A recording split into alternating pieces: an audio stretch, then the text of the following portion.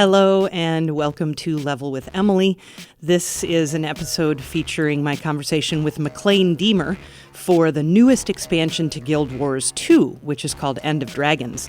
And I absolutely loved this interview because I learned so much from Maclaine about Korean traditional instruments and music. When I prepared for the interview and listened to the music he sent me, I wrote down all kinds of names of instruments that I assumed I was hearing, but they were from Japan and China. I never once thought they would be from Korea, and so I learned so much from him, and it was such a pleasure. Now, if you want to hear what that music sounds like, you've got to go to the audio version of the podcast, and you can find that on patreon.com/level, also on our website, levelwithemily.com. In any case, enjoy this conversation with Maclaine, and he starts off talking about the new expansion for Guild Wars 2, End of Dragons. Why don't you just start off, Maclaine, if you would, by just talking about the new expansion and and then we'll get into the musical nitty-gritty of it. But let's talk about End of Dragons. Sure. Yeah, so this is the third expansion for Guild Wars 2, End of Dragons. And this time around, we're going back to a region that was originally in Guild Wars 1 called Cantha. And then kind of like the difference between Guild Wars 1 and Guild Wars 2, there's been a huge jump in time that's 250 years since we've been there, and a lot has changed. So it's I don't want to spoil too much, but I guess there's been trailers about it, so I'm not spoiling too much. But visually, it looks very different. The people of Cantha have kind of found this source of magical energy that they've tapped into and developed really highly advanced technology. And it's just spectacular to look at. I mean, it has this kind of neon, almost Blade Runner-ish glow to it, minus the sort of grit and the constant rain. But it's a really beautiful setting. And it was, it was just an incredible experience to get to play around in, get to try some things I've never done for the game before. Like what? Well, obviously the one of the pillars of Guild Wars music is beautiful, lush orchestration, kind of that full sound that you're used to hearing in a fantasy game. And this obviously has that. It has to have that. That's kind of the essence of the music. But one of the things they wanted to do, there were two really interesting things I thought that they wanted to do, was incorporate an influence, traditional sort of Korean influence, and that is pervasive across the whole thing visually, the costumes, even down to some of the names. It's not Korea, it's still a fantasy game, but it draws heavy inspiration from traditional Korean culture. And that includes the music, which was just a complete eye-opener for me. I knew truly nothing about it before going into this, and really had a lot of catching up to do that I still feel like I'm doing. And then on top of that, to kind of signify the technological progress of this area, they asked specifically to really lean into synthesizers and heavily processed organic sounds, which is stuff that we've had to shy away from for the entirety of Guild Wars 1 and 2, just because it's not that kind of game, right? There's been elements of synthesizers in the background, very soft pads and things that don't attract a lot of attention. But in this game, the term that they use to describe this kind of technology is jade punk, right? So the people of Cantha have found this magical jade that powers all their technology, and they're like, we want to lean into that jade punk sound. So whatever that means to you, make sure it sounds like that. And it's great. I mean, it kind of, in terms of a balancing act, if as a creative person, you're always looking for challenges that will stretch you. And so orchestra, traditional Korean music, synthesizers, it's like, okay, I think we're entering into some new territory, at the very least for me, to try to figure out what those mean and how do they fit into the legacy of Guild Wars music. Yeah. I mean, one of the tracks, and as you said, this is pervasive through all this new music, but the track that's called A Future Carved in Jade, that seems like a really perfect and simple example with a traditional instrument that's been manipulated, and there's, kind of like distortion on it and things like that. So talk to me a little bit about that. And, I literally wrote down about this track, nice juxtaposition of something ancient sounding with then, with that shawm or whatever instrument that is, and then synths, but also the orchestra, right? It's all in there. Yeah. Yeah, I think not being afraid to do things wrong has sort of been my approach, right? This idea of like when you record an acoustic instrument, you traditionally you kind of want to get out of the way. You want the electronic process of that, microphones into preamps and EQing and compression. You want that to be all as transparent as possible. And this, mostly goes for orchestra, but also some of these soloists when you're trying to capture the spirit of what, a traditional performance might have been. If you were in a public setting, 500 years ago or something, you're not going to hear it. You're just going to hear it moving through the air. So you want to stay out of the way. That's not what we wanted, right? So this was about doing things wrong. So, putting delay on an acoustic instrument, putting distortion on an acoustic instrument, putting distortion after reverb, things that you're like, from a technical level, you're not supposed to do. But trying to figure out, if we're taking this inspiration from the real world and extrapolating it into a fantasy world, and then that fantasy world is even further from our own reality, right? What does that mean? So you have to kind of use your imagination to say, if this instrument existed in that world and they were surrounded by all this amazing technology, what might they be used to hearing? Right. What's the kind of Jade Punk, Cantha, futuristic spin on Guild Wars music? Not like let's impose our will on this setting. Mm-hmm, mm-hmm.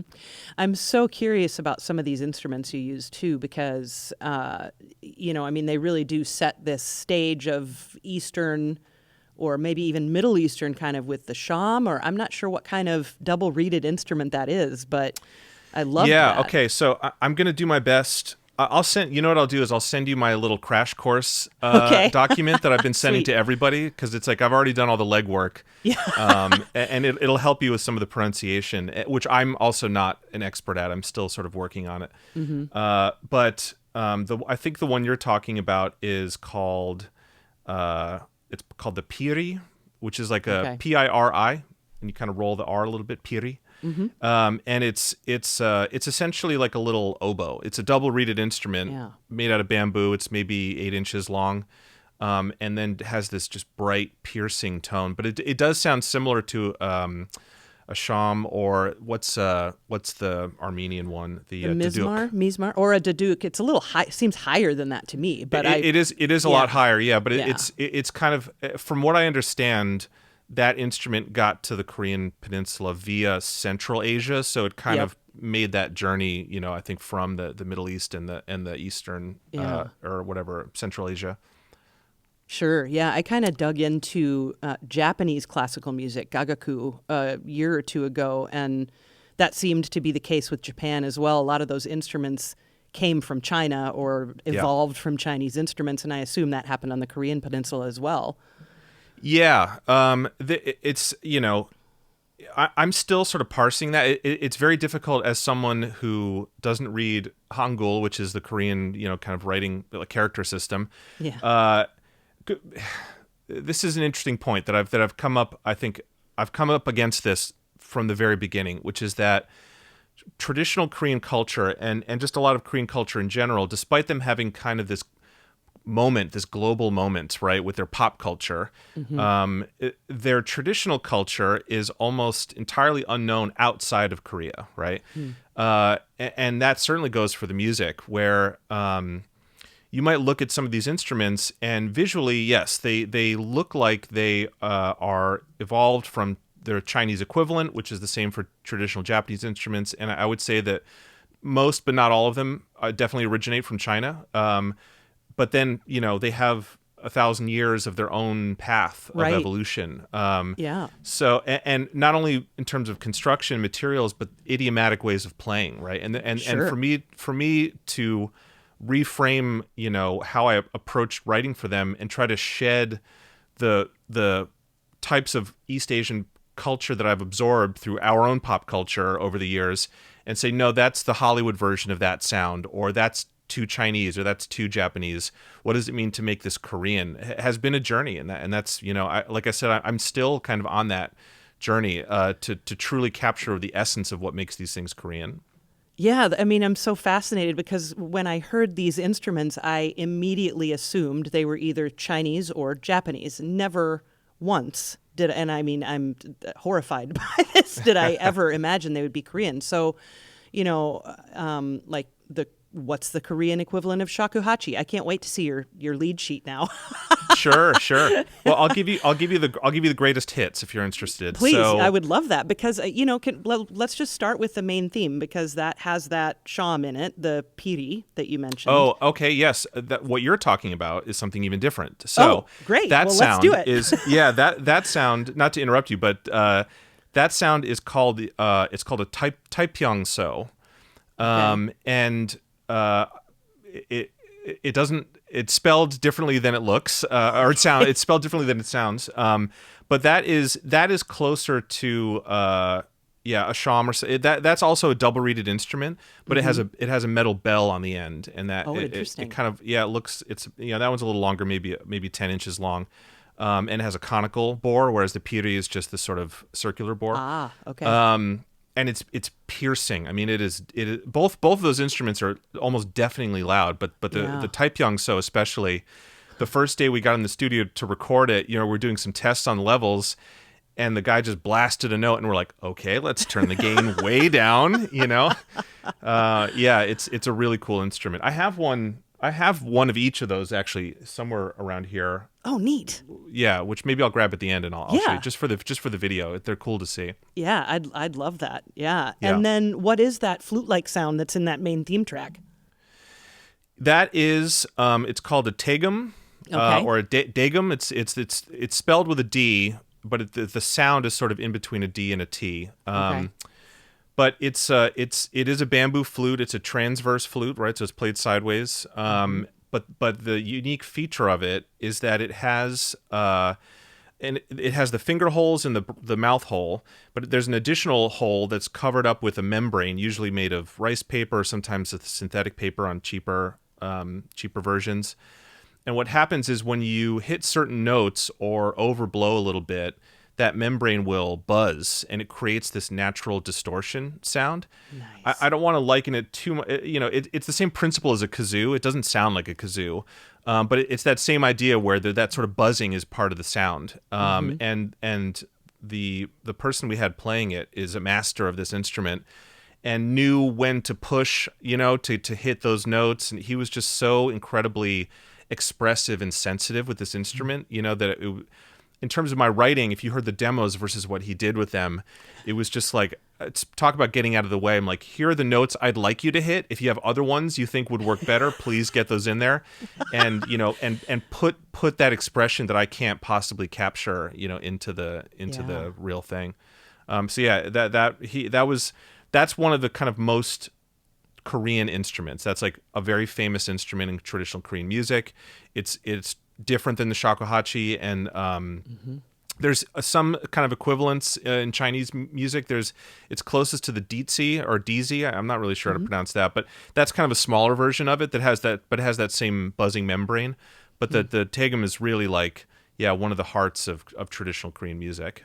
Very cool. Wow, I love all this. And then, I mean, of course, the Western instruments, obviously, too. Like in that main theme, when the horns come in, I mean, people go on and on about cello, but I'm telling you, give me a good line of horns and I'm just as happy, right? I mean, it just sounds so good. Yeah, I'll pull back the curtain a little bit. Okay, so this is the third expansion for Guild Wars, right? Guild Wars is known for having big, bold music. The first expansion was Heart of Thorns. It had this big, adventurous theme that I think is pretty good. There's some, like any creative person, I would go back and be like, well, I do that differently, or I do that differently. Sure. But it's catchy. It's got a good tune, and people love it. People still talk about it, which is very flattering. Then the second expansion came out, Path of Fire, and I thought, Guild Wars has so much loud music that I'd like to just kind of take it easy, and maybe we'll do something a little different. And I had this notion of doing something similar to like a Bond movie or like they did with Star Wars Rogue One, where, let's say Rogue One, for example. So they really tried to defy your expectations of what a Star Wars movie is. They didn't start off with the big title crawl and the big theme up front. There was no music. It was just a cold open. They went right into it. Yep. And then 15 minutes in, there's a title card that says Rogue One, and there's just a little flourish that's like, this is the theme. But, they kind of went hard in the opposite direction for what you'd expect from a Star Wars movie.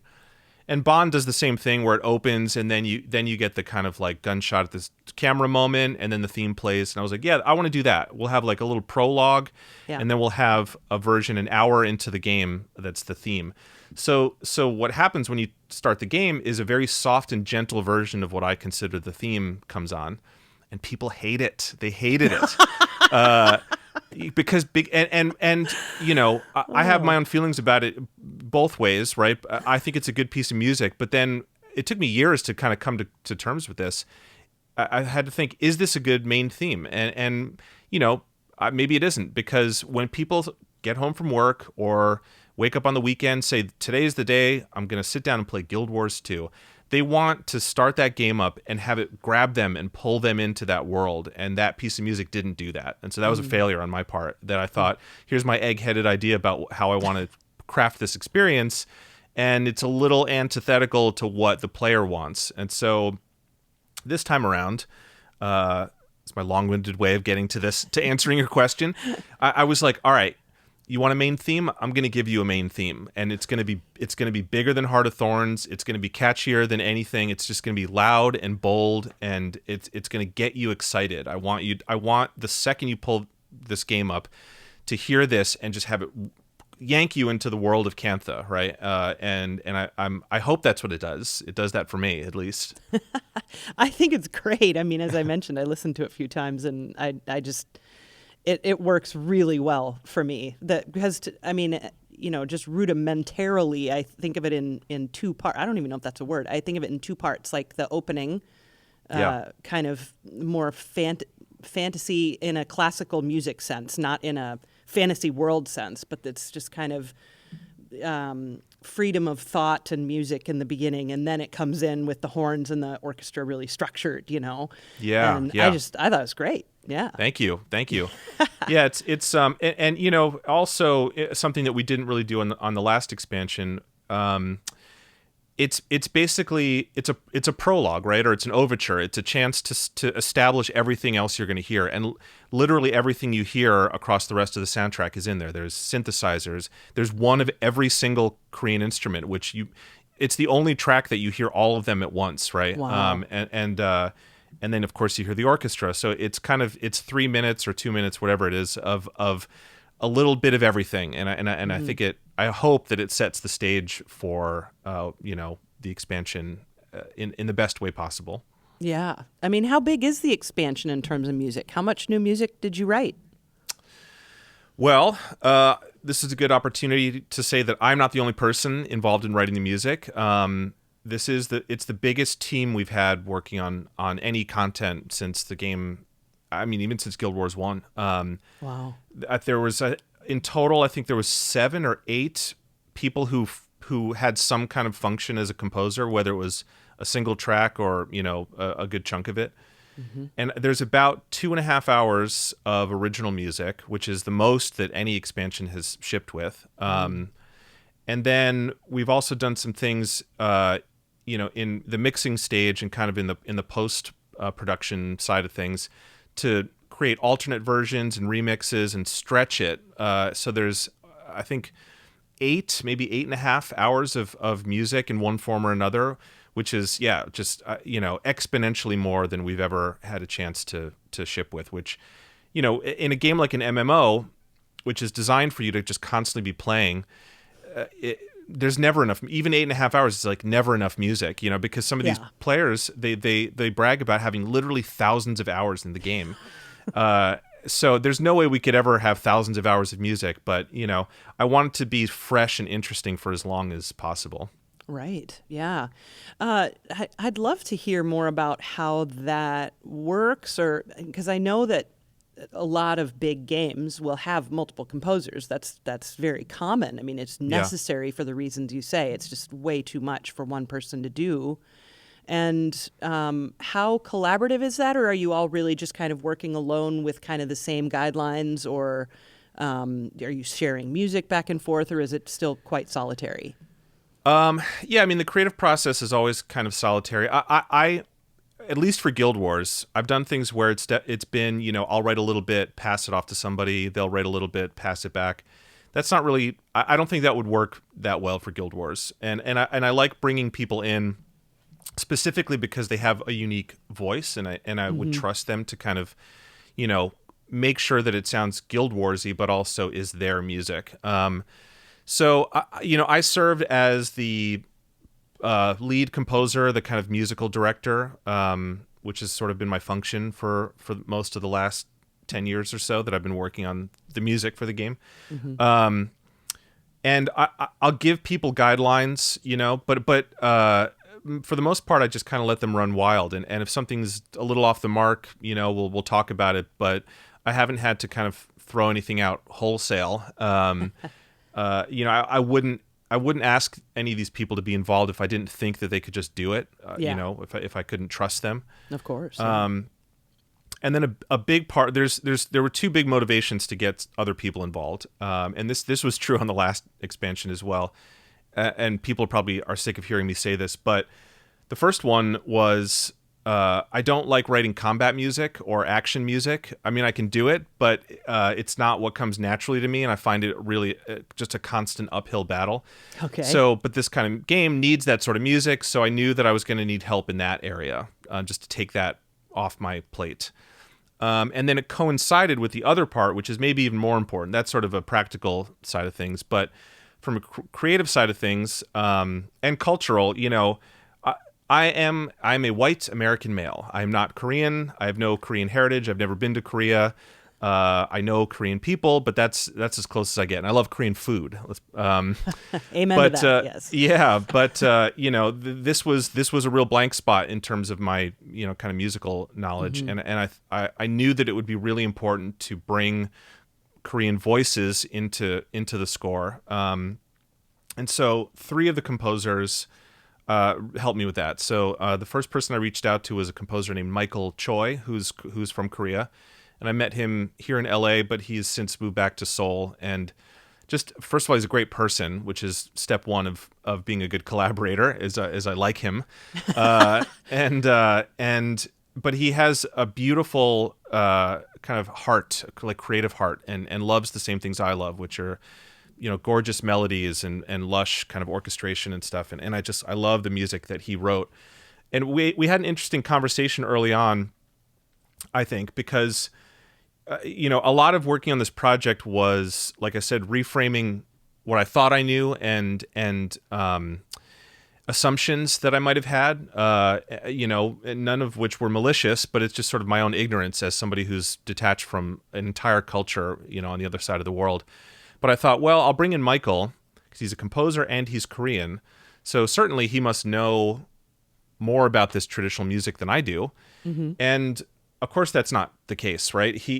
And we had this sort of conversation earlier where he's like, well, yeah, I've heard this stuff because I'm from there and it's just kind of around, but and he didn't say this was sort of me connecting the dots. It's like if he had come to me and said, hey, you're American, you must be an expert in all, 19th century cowboy folk songs, right? Like, because that's such an American thing.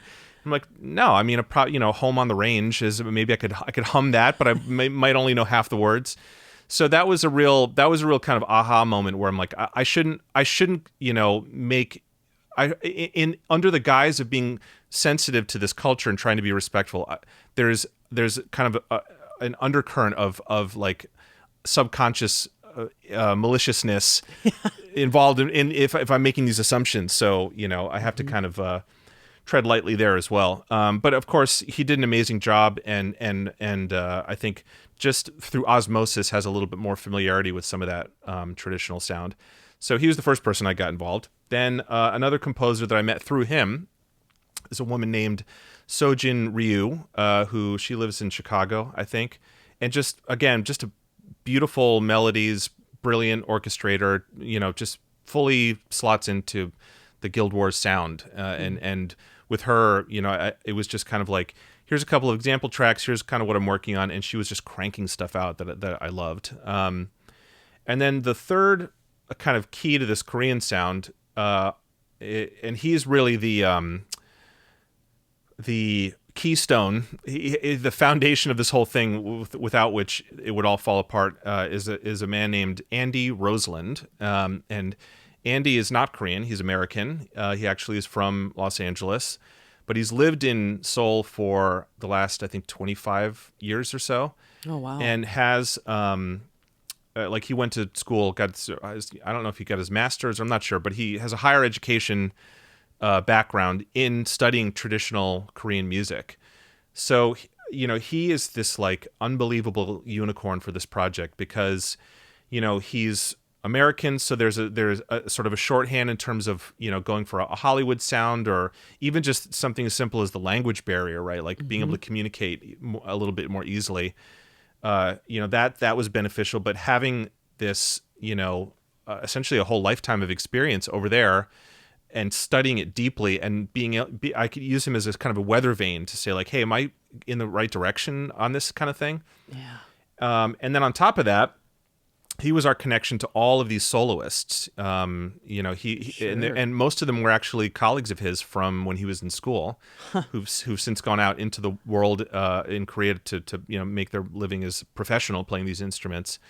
So finding him was like striking gold. I truly don't know what the soundtrack would have been like if we hadn't. And so the three of them were very valuable collaborators. And Andy wrote a good chunk of the combat music. Okay. so he checked that box for me as well. Nice.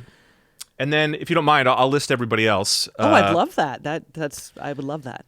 Yeah. So there's a few more. So taking care of the cinematics, the in-game cinematics, and kind of coming in at the 11th hour to give us a little bit more combat music, was a composer named Brian Atkinson.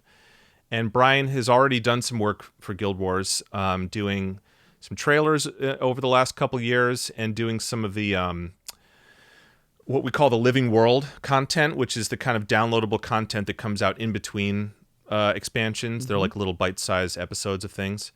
He's been working on Guild Wars stuff for at least a couple years now, so it just made sense to kind of keep him in the mix.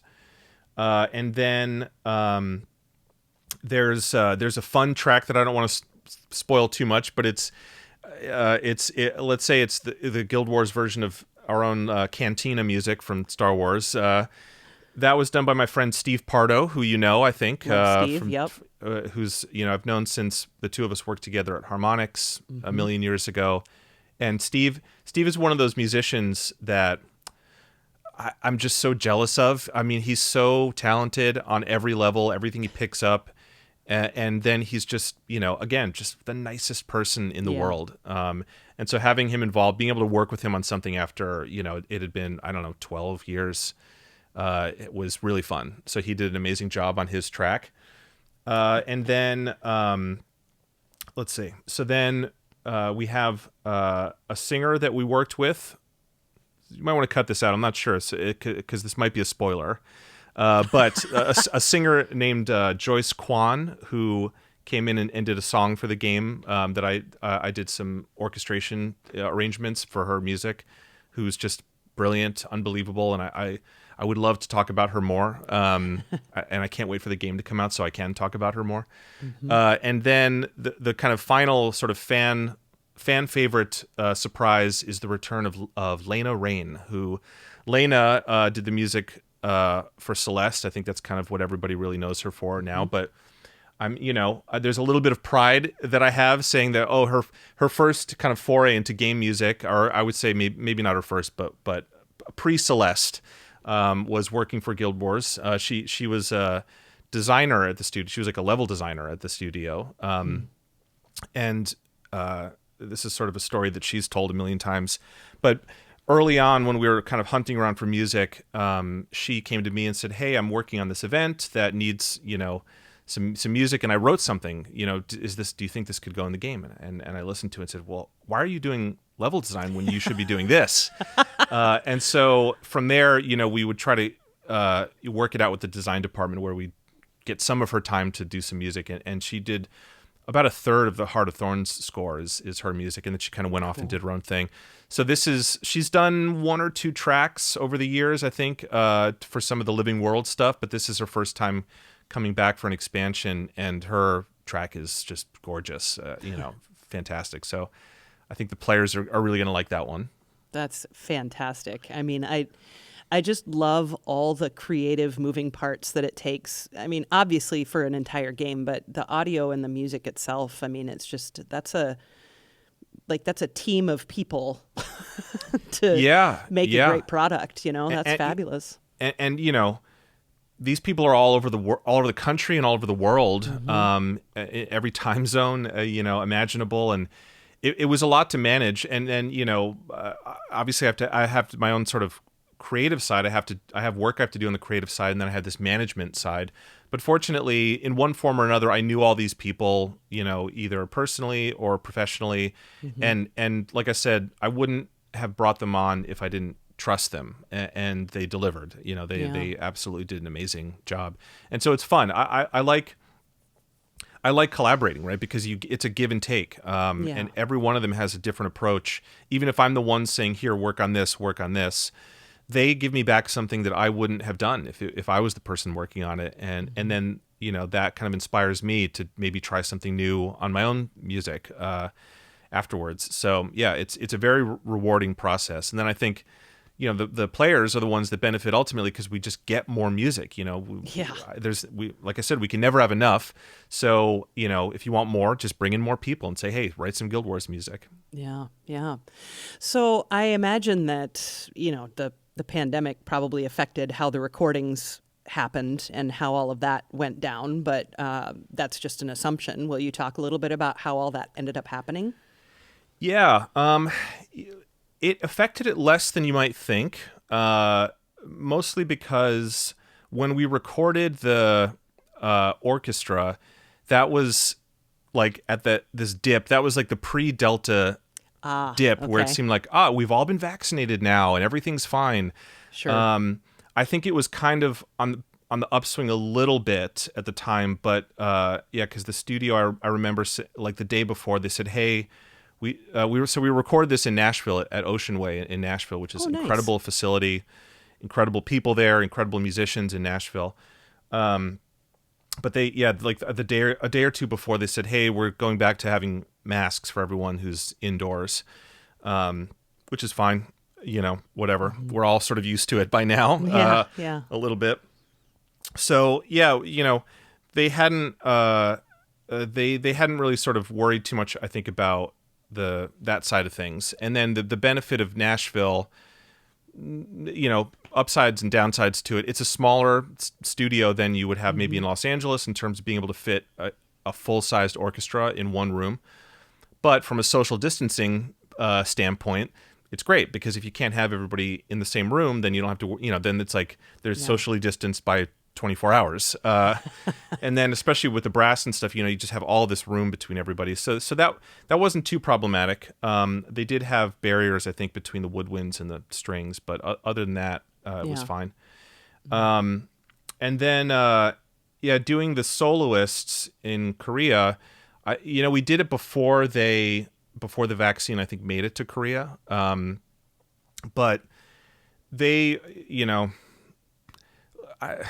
they approach this sort of thing differently than we do in the U.S., and I think they're pretty good about taking precautions and being distanced and masked. And it was really just one at a time. So it was Andy doing the recording engineering, and then just the one soloist. So that wasn't too unusual. It was, fortunately we didn't get hit too badly, not like some other productions I've heard of where they're trying to record a full orchestra, one instrument at a time, and then blend it together and make it sound like there's 80 people in a room. I applaud the recording engineers that have had to deal with that for the last couple of years. No kidding. There have been some big challenges for sure. Yeah. One of the things that I love, let's get back to your music now. One of the things that I do love about these instruments, none of which I named correctly in my notes, is how so many of them utilize pitch bending in just the way they emote their instrument. So, will you talk a little bit about that? Absolutely. So that was really the first thing that stuck out to me when I started to kind of do my research. I went to the Wikipedia page for Korean music, which the word for traditional music in Korea is called gugak, Oh, so that's similar to Japan then. Similar. Yeah. Gagaku. Yeah. Yeah, exactly. Gugak, you said? Gugak? Gugak, yeah, Gugak, and it literally just means traditional music. So, kind of looking at the Cliff's Notes versions of what was available in English about that stuff, I was like, okay, I understand these instruments. We've got flutes, we've got plucked zithers, we've got all the stuff that I expect, right? And then you go to YouTube and start looking some of them up. And I'm like, whoa, it just blew my mind. I'm like, this is not what I was expecting to hear because, again, my own assumptions, I was like, oh, it'll be just like what I've heard from, traditional Japanese and Chinese music, which I know those two also have their differences, but you just sort of, whatever. It was an incorrect assumption on my part based on pop culture, which is always dangerous to jump to any conclusions regarding. So, yeah, so when you hear them play across every instrument that can physically do it, vibrato is like one of the key sort of idiomatic pieces of it. And it's not just a little bit of vibrato, it's a lot of vibrato. Very wide, yeah. Very wide, and can sometimes even get up to like a minor third, which is wild. Yeah. And the first couple times I heard it's just so different to my ears that I'm like, whoa, it was almost cartoonish, right? Because here in the West, we would only use something that exaggerated for comedic effect. I think, like picture a timpani going like boom, or a trombone going like wah, it's always kind of a joke. And so I'm like, whoa, okay, I gotta really like reset my ears a little bit here. And I grew to love it. And I found it was incredible that like it truly is across all instruments. So on the on the wind instruments, just wild vibrato, but also on the stringed instruments, right? And that's actually one of the main things that separates their plucked zither, which is called a kayagum, which looks like a koto or a guzheng, right? It looks very similar, but one of the key differences is that the strings are still made from wound silk, and sometimes I think it can be wound nylon, like synthetic material, but traditionally it's silk. And what that allows it to do is to bend that incredible range without snapping or, shredding the player's fingers. Right. And so, yeah, you'll just see them like pluck a note and just go woo, woo, woo, woo, and like really dig into it. And I think it sounds so cool. And there were so many instances where I just knew that it's not just about hitting that vibrato. There's bending into and out of notes, and there's all sorts of layers of expression that come from that. And so, I had written all this music just in preparation for recording these soloists, hoping that they would get what I was going for and put that kind of stuff in, because it's just impossible to replicate on a computer. Yeah. And fortunately, almost across the board, every one of these players would play it as I'd written it, and we go, okay, we got that as a safety. And now they're like, okay, now do you want me to do it the Korean way? And I would say, yes, please. Almost completely all the takes that are in the soundtrack are the ones where they just did their thing. Sure. And so it also extends to even singing. The final track that Lena did, which is kind of the final encounter, is the only one that has a vocal element to it that's not just a choir kind of ooh and ah like background pad. Mm-hmm. And there's this unbelievable form of storytelling, opera, I guess, if you want to liken it to something from the West, called pansori, Pansori. Okay. And it's sung by both men and women, but I would say the majority of these examples that I could find, or at least the stuff that moved me the most, were women singing this stuff. And they use this insane vibrato, virtuosic, right? And then the tonality of their voice, the tonality that sort of gets selected for that type of singing is, it's a lot less demure than you might be expecting from an East Asian kind of singing style, just based on what you might have heard from, again, Chinese and Japanese sort of court music. They find these women who have this incredible throaty, like husky, lower pitched voice for a woman, and the technique that they use is they try to push their voices into those ranges in between, maybe a head and a chest voice, so that it just breaks a little bit, but they control it.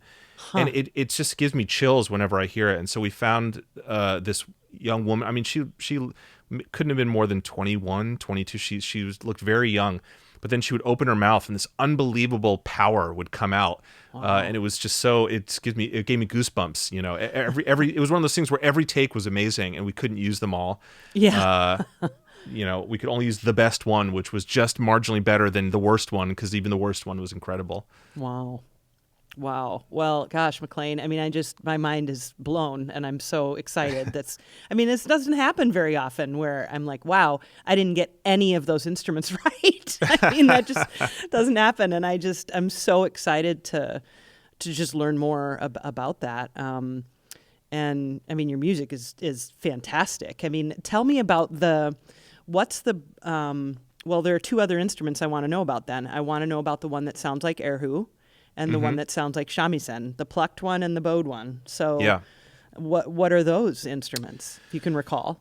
Yeah, so there's a couple bowed instruments, but the one I think that you're thinking of that sounds like the shamisen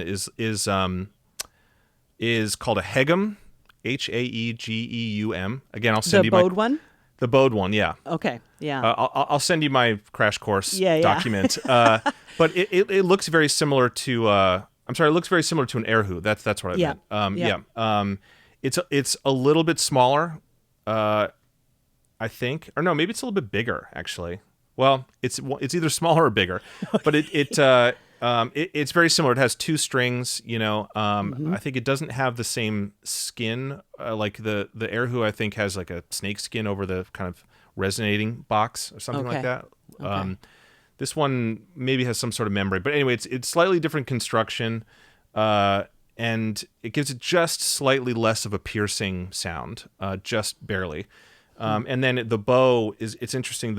It's a two-stringed instrument, right? But the bow actually goes in between the strings, which I think maybe the erhu is the same.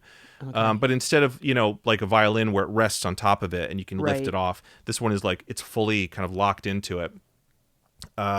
And again, same thing with the strings where there's silk, and so you sort of squeeze it. You know, and when you watch them play, they're literally just like going wee wee wee wee, you know, and getting this crazy vibrato out of it. And yeah, it just has this. It has a very vocal quality to it, you know, which I love. And the woman who played that, again, just there were so many times where I'd be like, "Don't do what's on the page. Here's 8 measures. Just improvise something," you know. And she did an amazing job. Wow. And then the plucked one. There's a couple. Okay. So it might be the kaigam that you're thinking of, which you know looks like a koto and is played the same way. Right. And then so I to circle back to what I was talking about with the flute. So that the daegum and the kaigam are kind of the hearts of, I would say, Korean. At the very least, they're the heart of this soundtrack. Okay. They appear on more than half the tracks, whereas other ones are just kind of sprinkled as appropriate. Sure. And they're, I would say, maybe the most flexible in terms of adapting it to Western tonality, especially the kaigam. Okay. The modern version of the kaigam is close to a harp in terms of it can play diatonic stuff. It's not kind of locked into a pentatonic scale. So it's a little more flexible. Although, again, that was a mistake I made early on, assuming that it could just do harp parts. Which is kind of not really. It's just not what it does. You know, it's not. It doesn't sound like that. Physically, you don't play it like that. It also doesn't sustain like that. Something else with these silk strings is that they're very dead sounding. Right. Not in a bad way, but they just don't have the same kind of sustain and resonance that we're used to with the harp, or even a koto or a guzheng, which have metal. They've sort of changed to metal strings. You know, in the last 100 years. And then what I think is the most exciting one, and the one that I think I might buy someday if I can. I mean, I have space to put it, but it's like, do I want this giant thing that I won't know how to play when I get it? Is an instrument that I think is this is truly a pure Korean instrument as far as I can tell. It didn't come from anywhere else. It's called komungo, which again it's not spelled that way. Okay. Let's see. It's G-E. This is a test. You're testing me, Emily. I am. It's spelled Geomungo. So look, you know, in English, in our sort of phonetic language, it would sound like geomungo, but it's called komungo. Interesting. Okay. And it also is a zither. It's huge, massive instrument. But the difference is, I think it traditionally has 6 strings, and then it has frets, basically, like a guitar. It doesn't look quite like a guitar. They're very tall. It almost looks like a suspension bridge, right? Sure. And then you play it with a stick that's maybe about 6 inches long. It's like you hold it like a pencil in your hand, and you pluck it. And then you can kind of do this like wrist whip where you sort of snap it, and that it's deeper sounding and very woody and very boxy sounding, and has almost no sustain. But it's just such an interesting sound, and it's so aggressive and in between a percussion and a stringed instrument sound because of the nature of how you play it. And the woman that we had playing it is like a virtuoso. When Andy told me who this woman was, I looked her up on YouTube, and she plays traditional stuff, but there's a really interesting scene happening in Korea with younger people that play these instruments that do essentially fusion and hybrid type of music with it, where they're not afraid of running it into a looper or having, playing with a drummer or a guitar player and doing more modern kind of spins on these instruments. Yeah. And this woman does this kind of elaborate looping thing with it, and it's just such a cool sound, and she's like incredible at it, and she's very stoic. She sort of came in, was very quiet, all business, and then she would, we'd like start a take, and she would just be flying all over this instrument and would just nail it. And we're like, oh my God, we'd like zoom in on the waveform and look at the grid, and it was just like perfectly locked into the grid. Wow. She was so cool. I was like, I want to be your friend. Like, you just seem like such a cool person. She was dressed cool. She had like a cool hat on, and anyway. So that's my kind of favorite. I think of all the instruments on the soundtrack, that one is my favorite. Mm-hmm. Very cool. Well, it's just been so much fun to hear it all, and now I can't wait to listen to it all again now that I know all of this. Yeah. And, just great job. I'm just thank loving you. it. Yeah. Thank you. Is there anything else you want to say, Maclaine, before we say goodbye today, or? Yeah, I mean, I'm so grateful for this experience, right? Because I've been making music for a long time. I'm lucky that I get to do it for a living. And, just like life, the longer you're kind of around, the fewer opportunities there are for truly new experiences that maybe change who you are as a person. And this is the joke I've been making with everybody. I've spent 2 years working on this soundtrack and really trying to study the Korean side of it and honor it and respect it and get as much out of it as I can. And even though the project is done, the game is, almost out or will be out by the time this comes out, I'm not done with this kind of music. And so, like I said, the joke that I keep telling people is I'm having my sort of George Harrison goes to India moment where the rest of the Beatles go and they're like, yeah, that was okay. We're gonna go home now. But for him, it flipped a switch in his head where it created this lifelong sort of path to, both musically and spiritually. It changed him as a person. And maybe I'm not having that sort of fundamental a change of who I am. But in terms of like being so excited about learning more about this culture and trying to immerse myself in it and truly understand it more, I feel like I just scratched the surface. I feel like I can only barely talk about it with any sort of authority at all, and I'm looking forward to, listening to it and learning about it and hopefully writing more music, just, outside of a project, for commercial reasons. It's a start of a journey for me. So I'm grateful to ArenaNet for giving me this opportunity, and I'm grateful to all of the musicians and other composers that we've had a chance to work with and their kind words. I think they're also grateful that we as a Western company are kind of coming in and saying, hey, we want to do this right, and we want to share this beauty of your culture with the rest of the world. I think that's absolutely fantastic, and I really encourage everyone listening to just look into these instruments. I mean, I thought I knew things, and I don't.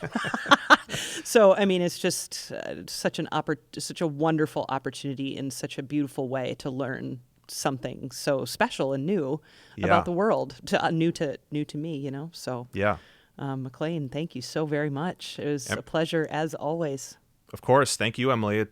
I hope it's, not that much longer before we get a chance to talk again.